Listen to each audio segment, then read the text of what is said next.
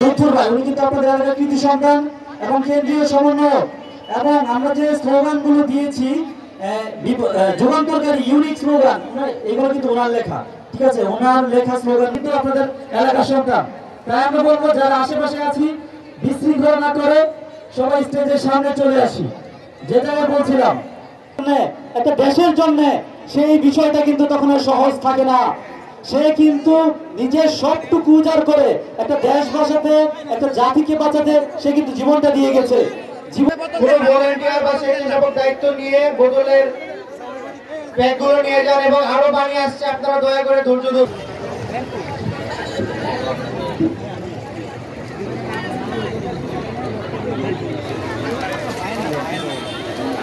কাছ থেকে যে স্বজন হারানোর বেদনা বলে সারা জাতি স্বজন বিচ্ছিন্ন করেছে, আজকে আমরা একজন সত্যিকারের বাবার কথা শুনেছি যিনি তার সন্তানের নিজের জীবন দিয়েছে।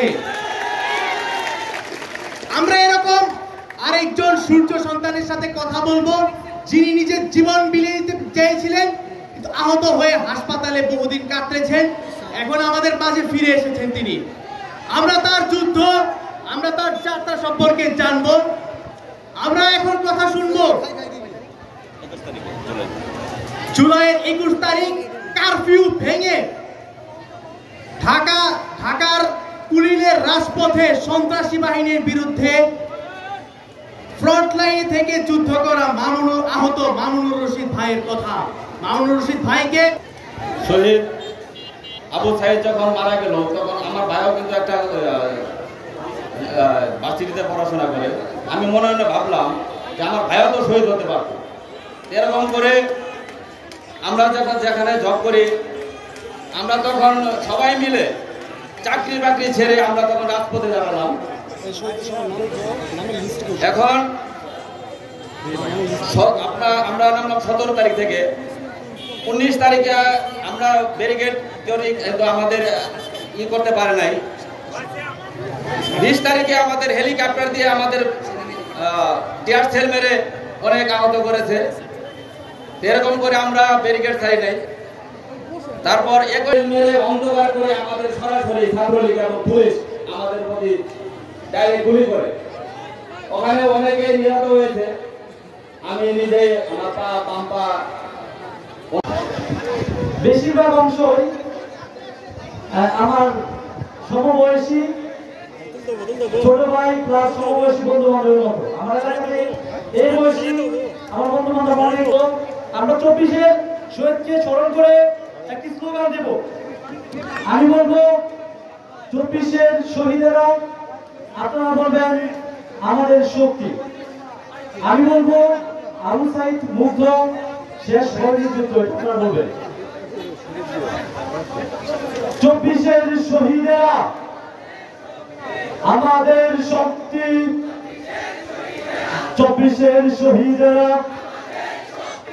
আমাদের শক্তি। 24-এর শহীদেরা আমাদের শক্তি। শেষ হয়নি যুদ্ধ, আবু সাইদ মুগ্ধ। শেষ হয়নি যুদ্ধ,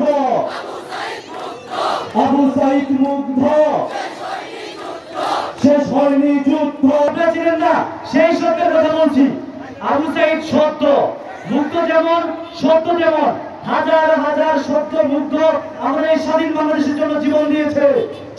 সেই সত্যকে আমরা কখনো ভুলতে পারবো না, সেই মুগ্ধকে আমরা কখনো ভুলতে পারবো না। যদি আমরা কখনো ভুলে যাই তখন বুঝতে হবে আমরা আমাদের সেই সঠিক পথে নাই। আমরা আমাদের দেশপ্রেম ভুলে গিয়েছি, দেশের চেতনা ভুলে গিয়েছি। আমাদের দেশকে লালন করতে হবে, আমাদের দেশকে পালন করতে হবে, আমাদের দেশকে নিজের মধ্যে ধারণ করতে হবে। আমরা দেশকে কিভাবে ধারণ করব? এই সত্য মুক্ত আবু সাইদের মাধ্যমে আমরা দেশকে লালন করব, পালন করব, ধারণ করব। আবু সাইদ সত্য,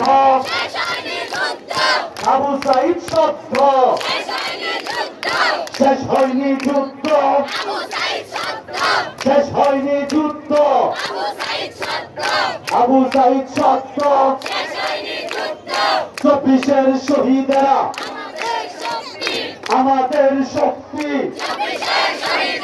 24-এর শহীদেরা দিল্লি না ঢাকা,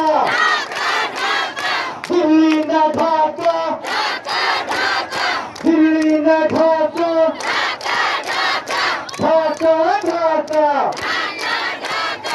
প্রিয় ভাইরা, আমাদের মাঝে কেন্দ্রীয় প্রতিনিধি যারা আছেন তারা অনুষ্ঠান পরিচালনা করবেন। আমরা যারা এখনো আচ্ছা, আমাদের আমরা হ্যান্ড মাইক পাঠিয়েছি। হ্যান্ড মাইক কাদের কাছে আছে একটু হাত তুলবেন। হ্যান্ড মাইক, হ্যান্ড মাইক, হ্যাঁ হ্যাঁ, প্রতিষ্ঠান ভিত্তিতে এবং এলাকা ভিত্তিতে। আমি 5 বছর ধরে এই স্বৈরাচার শেখ হাসিনার বিরুদ্ধে আন্দোলন সংগ্রামে যুক্ত ছিলাম। আপনারা সবাই একত্রিত হন, সবাই আমাদের সামনে আসুন, সবাই মাঠে যেখানে আছেন। আমার জামালপুরের একজন ছেলের কথায় আপনারা সবাই সামনে আসেন। আমি আপনাদের বলছি, আপনারা সামনে আসেন। আমাদের যুদ্ধ শেষ হয়ে যায়নি। আমরা আপনাদের কথা শুনবো, আপনাদের প্রত্যেকটা কথার উত্তর দেব। আপনারা যত কথা আছে, যত অন্যায় আছে এই বাংলাদেশে, এই জামালপুরে সবকিছু নির্মূল করে ছাড়বো আমরা। আমরা বলে দিচ্ছি, এই জামালপুরের যে সংগ্রাম বাংলাদেশের অন্য কোনো জেলার চেয়ে এটা কম না। জামালপুরে যারা সংগ্রাম করেছে, যুদ্ধ করেছে, তারা বাংলাদেশের মধ্যে সবচেয়ে সেরা জেলা। খুনি মির্জা আজম, খুনি ফরহাদ, আমরা বলে দিতে চাই, এমন ফরহাদ, এমন খুনি মির্জা আজম আর বাংলার মাঠে জামালপুরে আরো অনেক আওয়ামী লীগের ফ্যাসিস্টের দালালেরা এখনো ঘুরে বেড়াচ্ছে। হুঁশিয়ার করে দিচ্ছি, যদি আপনারা আবার বিশৃঙ্খলা করতে চান, আপনাদের খবর করে ছাড়বো আমরা। আমাদের যুদ্ধ শেষ হয়নি। আমাদের চাঁদাবাজি থেকে শুরু করে যত ধরনের অন্যায় জামালপুর শহরে হচ্ছে, জামালপুরের উপজেলাগুলোতে হচ্ছে, সবগুলো বন্ধ করতে হবে। আপনারা একত্র আছেন? আপনারা একত্র আছেন? আপনাদের যারা একজন মানুষ হিসেবে, যারা একজন ছেলে হিসেবে আপনাদের কথা দিচ্ছি, এই জীবনে যাই আপনাদের দেখতে আমি যাবো। জামালপুর জেলা, উপজেলায় যত স্কুল প্রতিষ্ঠান আছে এবং উপজেলা যারা আছে,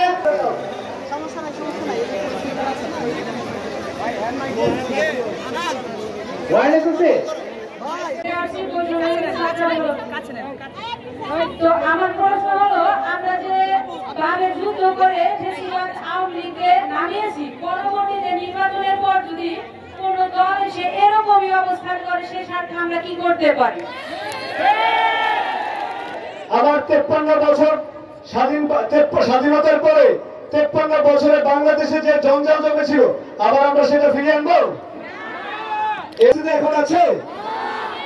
আমরা সকলে মিলে রাষ্ট্রের পুনর্গঠনের কাজে নিয়োজিত হব। যখন রাষ্ট্রটি নির্বাচনের জন্য প্রস্তুত হবে, তারপরে নির্বাচন হবে এবং সেই নির্বাচনকে বাদ দিয়ে আন্দোলন করতে পারতাম না। আমরা কি জামাতকে বাদ দিয়ে আন্দোলন করতে পারতাম না। আমরা কি বাম ডান যত রাজনৈতিক দলকে বাদ দিয়ে আন্দোলন করতে পারতাম না। আমরা যেহেতু গণঅভ্যুত্থানটা সকলে মিলে করেছি, গণঅভ্যুত্থানের উদ্দেশ্য ছিল রাষ্ট্র সংস্কার করা।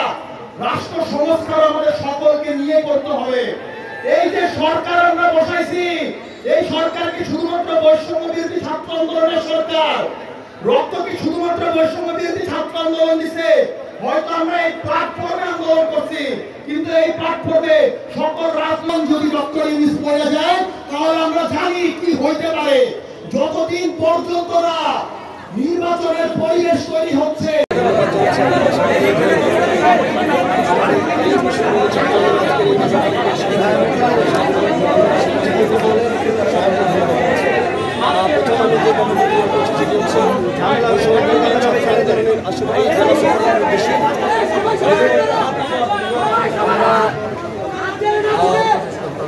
অভ্যুত্থানের ফলে যে বাংলাদেশ পেয়েছি, আমরা চাই না সেই বাংলাদেশ আবার পূর্বে যাবে। এজন্য আমরা চিন্তা করেছি এই অভ্যুত্থানের যারা শহীদ তারাই আমাদের মূল শক্তি। আমরা নানা স্বাভাবিক আমরা সিদ্ধান্ত নিলাম আমরা আমাদের যে মূল যারা আমাদের অগ্রনায়ক যারা তাদের সাথে আমাদের কথা বলতে হবে, তাদের পরিবারের সাথে আমাদের কথা বলতে হবে। আমরা সেই লক্ষ্যকে সামনে রেখে সারা দেশব্যাপী মূল কয়েকটি উদ্দেশ্য নিয়ে আমরা এই সফলগুলো করছি। প্রথমত আন্দোলনের সকল শহীদ এবং আহত ব্যক্তিদের সাথে সাক্ষাৎ এবং তাদের পরিবারের সাথে সাক্ষাৎ, তাদের কবর জিয়ারত। তারপরে হচ্ছে সারা দেশব্যাপী জানেন আপনি যেটা বলছিলেন যে এই প্ল্যাটফর্মকে পুঁজি করে একদল স্বার্থান্বেষী তারা চাঁদাবাজি থেকে শুরু করে সন্ত্রাসী কর্মকাণ্ড করছে এবং এরা নানা জায়গায় গিয়ে হানা দিচ্ছে এবং নিজেদেরকে সমন্বয় পরিচয় দিচ্ছে। আমি স্পষ্ট আপনাদের মাধ্যমে ঘোষণা করতে চাই, আমরা 5 তারিখের পরে ঢাকা বিশ্ববিদ্যালয় ঢাকার কেন্দ্রীয় যে সমন্বয়ক টিম রয়েছেন এবং বিভিন্ন ইউনিভার্সিটির সমন্বয়ক টিম ব্যতীত যতগুলো সমন্বয়ক আছে আমরা বিশৃঙ্খলা রক্ষার্থে সেগুলোকে বিলুপ্ত ঘোষণা করেছি। জামালপুরের বেলাতেও সেটি বলবৎ থাকবে। পাশাপাশি আমরা যারা সংগঠক ছিলেন তারা আগেও দায়িত্ব নিয়ে কাজ করেছেন কোনো পদ পদবি ছাড়া, সামনেও দায়িত্ব নিয়ে কাজ করবেন কোনো পদ পদবি ছাড়া। এখানে যারা কাজ করবেন কেউ পদ পদবির আশায় কাজ করছেন না, তারা কাজ করছেন এই দেশকে কীভাবে ঠিক করা যায়, দেশপ্রেমে উদ্বুদ্ধ হয়ে কীভাবে আগামী বাংলাদেশ নির্মাণ করা যায়, নতুন রাজনৈতিক প্রস্তাবনা হাজির করা যায়, রাষ্ট্র সংস্কারের প্রশ্নে নিজেদের সর্বস্ব ফিরে দেওয়া যায়, এটার জন্য তারা কাজ করছেন। এই জন্য আমি জামালপুরে যারা রয়েছেন তাদের কাছে আহ্বান জানাবো যে আপনারা সর্বস্তরে প্রশাসনকে সহযোগিতা করুন, কিন্তু প্রশাসনকে প্রতিপক্ষ না বানিয়ে তাদেরকে যে হানা দেওয়া তাদের অফিসগুলোতে সেটি করবেন না। এটি করলে ছাত্রদের প্রতি বাংলাদেশের মানুষের যে আস্থা, যে বিশ্বাস, যে ভালোবাসা জন্মেছে সেটা বিনষ্ট হয়ে যাবে। আর সেটা বিনষ্ট হয়ে গেলে বাংলাদেশের এই অভ্যুত্থানের স্পিরিট নষ্ট হয়ে যাবে। তখন মানুষ ছাত্রদের থেকে বিশ্বাস হারিয়ে ফেলা মানে বাংলাদেশের অভ্যুত্থানের থেকে বিশ্বাস হারিয়ে ফেলা। আবার সেই 53 বছরের জঞ্জাল, 53 বছরের যে বাংলাদেশ ছিল জঞ্জাল ভরা বাংলাদেশ, সেটি আবার ফিরে আসবে। আমরা চাই না হাজারো রক্তের বিনিময়ে এই অভ্যুত্থানের ফলে যে বাংলাদেশ তৈরি হয়েছে, স্বাধীনতার যে স্বাদ আপনারা পাচ্ছেন সেটা বিনষ্ট হয়ে যায়। এবার যদি হেরে যান আর ঘুরে দাঁড়ানোর সময় পাবেন না। আমরা তাই সবাইকে ঐক্যবদ্ধ থাকতে বলবো, কিন্তু এই প্ল্যাটফর্ম ব্যবহার করে দয়া করে কেউ কোনো ধরনের অপকর্ম করার চেষ্টা করবেন না, তাহলে আবার আপনাদের বিরুদ্ধেই কিন্তু ছাত্র জনতা নামবে। এখানে স্কুলের ছাত্র, মাদ্রাসার ছাত্র, সকল ছাত্র জীবন দিয়েছে, কলেজ বিশ্ববিদ্যালয়ের ছাত্র জীবন দিয়েছে। সুতরাং তাদের এই রক্তের প্রতি শ্রদ্ধা জানিয়ে আপনার এই দলাদলির এই কুন্দল বন্ধ করুন। ধন্যবাদ সবাইকে। নানা ধরনের অংশীদার সেখানে থাকে, তো আমরা সেটির ফলে দেখা গেছে অনেক রাজনৈতিক দলের কর্মীরাও থাকে। যখন অভ্যুত্থান ঘটে গেছে তখন নানা জনে তাদের স্ব নিয়ে ফিরে গেছে। তো এখানে স্বাভাবিকভাবে কিছু মানুষের রাজনৈতিক উদ্দেশ্য বা এই প্ল্যাটফর্মকে ব্যবহার করে অসৎ উদ্দেশ্য রয়েছে। তো যারা এই প্ল্যাটফর্মকে নিয়ন্ত্রণ করার চেষ্টা করছেন তাদেরকে আমি সাবধান করে দিচ্ছি, দয়া করে ছাত্রদেরকে আবার মাঠে নামাবেন না। আপনারা যদি মাঠে নামাতে চান ছাত্ররা কিন্তু জবাব দিতে পারে। ছাত্ররা ফ্যাসিস্ট হাসিনাকে বাংলাদেশে দাঁড়িয়েছে, সকল ফ্যাসিবাদী ব্যবস্থাকেও তারা সবাই